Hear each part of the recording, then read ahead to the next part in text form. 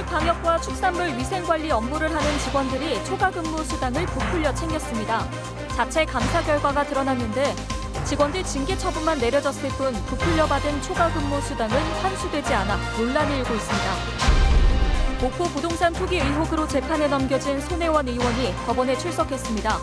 올 초 의혹이 제기된 이후 첫 재판인데 손 의원은 재판 과정에서 자신에게 제기된 혐의를 전면 부인했습니다.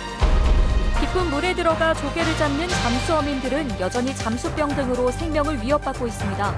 그런데도 잠수기 관련 어구제도는 여전히 20여 년 전에 머물러 있어 개선책이 필요해 보입니다.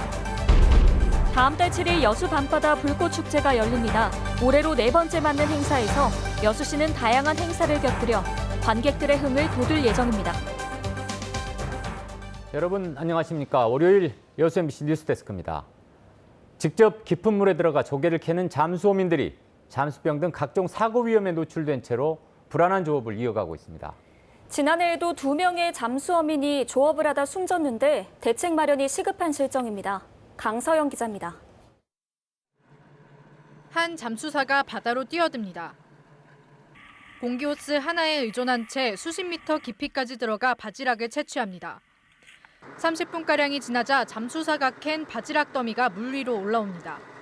사람이 잠수 장비를 이용해 물속에 직접 들어가 폐류 등을 캐는 어업을 잠수기 어업이라고 합니다.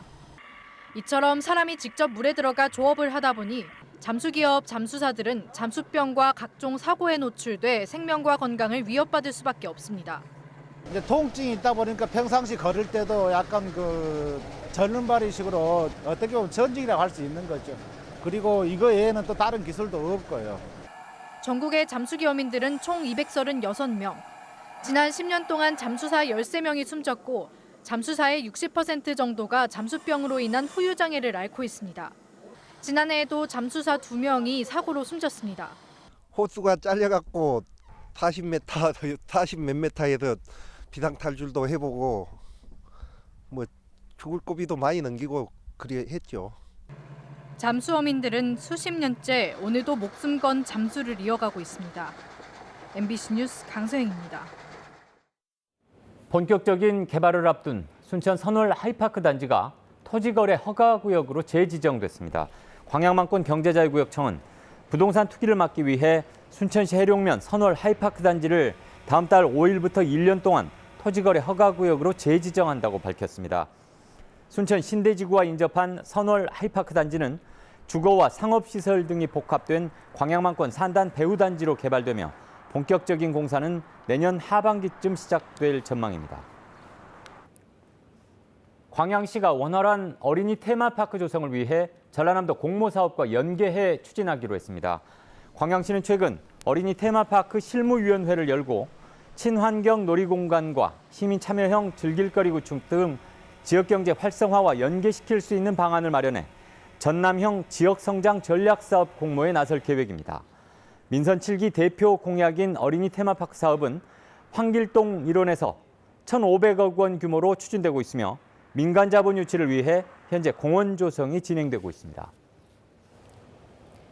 가축 방역과 축산물 위생 관리 업무를 하는 농축산부 산하 직원들이 초과 근무 수당을 부풀려 챙긴 사실이 자체 감사 결과 드러났습니다. 본부는 이렇게 적발된 직원들에게 징계 처분을 내렸는데 잘못 지급된 수당을 환수하지 않아 논란이 불거지고 있습니다. 조희원 기자입니다. 가축위생방역지원 전남도 본부는 지난 6월 소속 직원들의 초과 근무 시간에 대한 실태 조사를 실시했습니다. 주말 동안 진행되는 도축 작업을 점검하는 위생직 직원들이 초과 근무 시간을 부풀려 신청한다는 의혹이 내부에서 제기됐기 때문입니다. 지난 7월까지 진행된 자체 감사 결과 전남 지역 5개 사업소에서 적발된 직원들은 모두 48명. 1시간짜리 업무를 적게는 2-3시간, 많게는 6-7시간 동안 했다며 주말 초과 근무를 신청했습니다.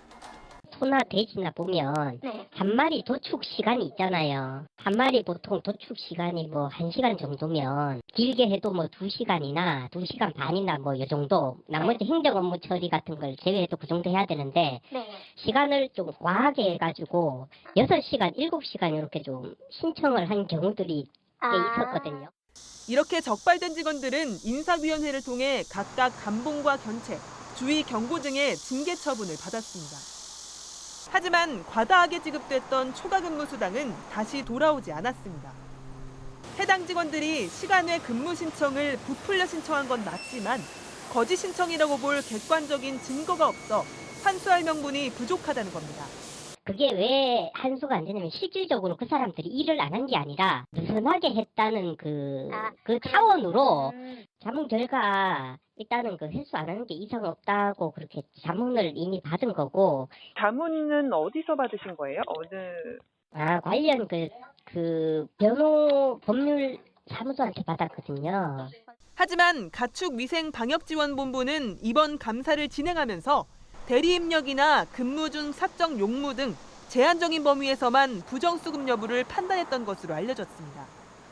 그러면서도 솜방망이 대처라는 논란이 불거지자 앞으로는 이 같은 문제가 불거지지 않도록 대책을 논의하고 있다고 밝혔습니다. MBC 뉴스 조유원입니다. 올해로 4회째를 맞는 여수 밤바다 불꽃축제에 세 군데 무대에서 사전 공연이 시연되는 등 다양한 변화가 시도됩니다. 여수시는 다음 달 7일 밤 7시 50분에 개막되는 여수 밤바다 불꽃축제에서 주 무대인 이순신 광장회, 진두 무량장, 해양공원 등에도 가설 무대를 세워 사전 버스킹 공연 등으로 현장을 찾는 관람객들의 흥을 돋울 예정입니다. 이와 함께 무료 셔틀버스를 11대 투입하고 임시 주차장도 차량 3,800대 수용 규모로 늘려 주차난과 차량 체증 등 지난해까지 제기됐던 불편사항을 가능한 줄여갈 계획입니다. 한반도의 두루미류 서식지를 보존하기 위한 다양한 정책 대안들이 모색되고 있습니다. 순천시는 지난 22일부터 사흘간 순천만 국제습지센터에서 열린 한반도 두루미 네트워크 회의에서 한반도 두루미종과 서식지 보존을 위한 순천 선언문을 채택했습니다. 또 두루미 보호를 위해 지방자치단체 간 네트워크를 구축할 수 있는 한반도 두루미 TF팀을 결성해 정책 지원에 나서기로 했습니다. 부동산 투기 의혹으로 기소된 손혜원 의원에 대한 첫 재판이 열렸습니다. 손 의원이 목포시로부터 받은 자료가 보안 자료인지 여부가 앞으로 재판에서 핵심 쟁점이 될 것으로 보입니다. 김양원 기자가 취재했습니다. 목포 부동산 투기 의혹으로 재판에 넘겨진 손혜원 의원이 법원에 출석했습니다. 올 초 의혹이 처음 제기된 지 7개월 만입니다. 대한민국 사법부가 진실을 명명백백 밝혀주실 걸로 믿고 들어갑니다. 손 의원은 재판 과정에서 자신에게 제기된 혐의를 전면 부인했습니다. 이번 재판의 핵심 쟁점은 손 의원이 목포시청 관계자에게 넘겨받은 2장짜리 도시재생 전략계획 문건이 보안 자료인지 여부입니다. 손 의원 측은 이미 공청회와 언론 등에 공개된 자료이기 때문에 보안 자료로 볼 수 없다는 입장. 반면 검찰은 자료 내용이 일부 언론에 보도됐다고 해도 해당 사업이 올해 4월 확정돼 그 전까지는 공무상 비밀이 유지돼야 한다고 주장하고 있습니다. 이런 가운데 당시 목포시장이었던 박홍렬 전 시장은 MBC와의 통화에서 법원에서 요청이 있을 경우 증인으로 참석하겠고 목포시가 손 의원에게 건넨 자료는 보안 자료가 아니었다고 진술할 계획이라고 밝혔습니다. 손혜원 의원의 다음 재판은 10월 21일에 열릴 예정입니다. MBC 뉴스 김양원입니다.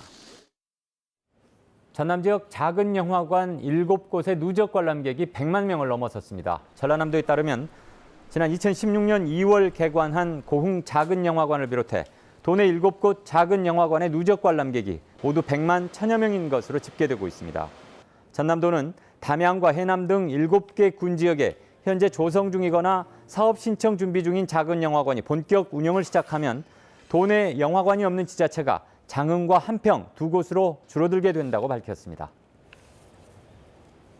여수 광양항의 보안 업무에 드론이 본격적으로 투입됩니다. 여수 광양항만공사는 지난해 보안용 드론 1기를 시범 도입한 데 이어 열화상 카메라와 방송용 스피커를 탑재한 드론 2기를 올해 말까지 추가로 도입할 예정이라고 밝혔습니다. 항만공사는 안전 보안 업무의 효율성을 위해 오는 2022년까지 드론을 10기까지 늘리고 전문 조종사 31명을 양성할 계획이라고 덧붙였습니다. 정의당이 조속한 정치개혁과 사법개혁을 위해 여야의 협조를 촉구했습니다. 정의당 전남도당은 오늘 성명을 통해 자유한국당이 비례대표제 폐지와 공수처 설치 반대를 주장하고 표결 처리를 시도하는 다른 정당을 야합으로 매도하는 등 개혁의 완성을 방해하고 있다고 주장했습니다. 또 더불어민주당 역시 개혁 과제를 완수하지 못한 채 끌려다니고 있다며 이번 달 말 특위 활동이 끝나기 전에 개혁 법안 의결에 동참할 것을 당부했습니다.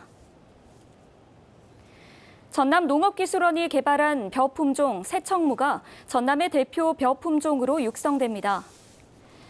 전남도 농업기술원과 농협전남지역본부는 올해를 새청무 단일 품종 유통의 원년으로 삼고 지난 4월부터 미국 종합처리장을 중심으로 도내 17개 농협 50여 농가 9,500여 헥타르 면적에 대한 계약 재배를 적극 추진하고 있습니다. 새청무는 전남 농업기술원이 개발한 새로운 벼 품종으로 밥맛이 우수하고 재배 안정성도 높아 도정 수율이 우수한 장점을 가지고 있으며 지난해 품종 보호권 등록까지 마친 상태입니다. 광양시가 정보통신 기술을 활용해 공동주택 층간소음 해결을 추진합니다. 광양시는 행정안전부 공모에 선정된 스마트홈 구축 사업의 하나로 관내 공동주택을 선정해 소음 측정기와 층간소음 체험실을 설치하고 전문가와 공무원들로 구성된 조직을 만들어 문제 해결에 나설 계획입니다. 광양시는 또 매년 전국적으로 2만여 건의 층간소음 분쟁이 발생하고 있다며 이번 사업으로 시민 주도형 해결 방안 사례가 만들어질 것으로 기대했습니다. 순천시는 사회적 관계망 SNS를 통해 순천을 국제적으로 알리는 기회 마련을 위해 주한 외국인 SNS 학생기자단과 국내 학생기자단의 팸투어를 강화하고 있습니다.